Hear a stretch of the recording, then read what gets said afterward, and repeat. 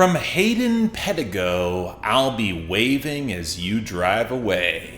I know I'm not the only one who recognized after the critical acclaim and the fact he was collaborating with Chat Pile on a full-length album that I really had to dig into Hayden Pedigo. Hailing out of Texas as an alt-country, avant-garde guitarist, spanning more primitive progressions to experimental rock, his run of homespun releases in the 2010s were characterized by brittle yet warm cycling arrangements, interspersed with windswept ambient field recordings with some striking texture, which really clicked for me in the highlight of Greetings from Amarillo in 2017, where each project would see a lot of these forms merge and blend together. Honestly, it was so much up my alley, especially with the Motor trilogy in the 2020s, with Letting Go in 2021, and The Happiest Times I Ever Ignored in 2023. I should have gotten this guy sooner. And with the conclusion of that trilogy, he might have his most striking fusion to blend, but I'd argue it goes even further as Pedigo further expands the sound. Beyond just the striking tones, weaving acoustic and electric guitar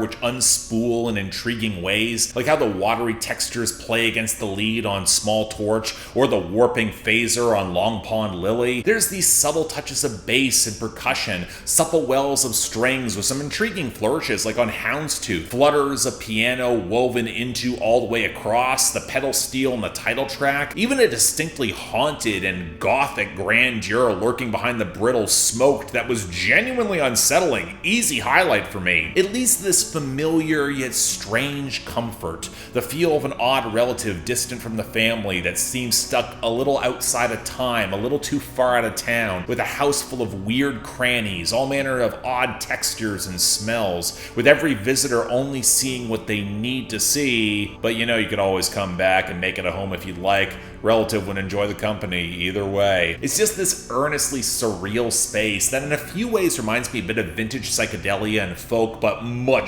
older. And while you do have to have some appreciation for instrumental guitar music and strange soundscapes to really love it, for me, really clicked. Absolutely worth all the critical acclaim and hype. If you missed it earlier this year, don't just drive by. Give it a shot.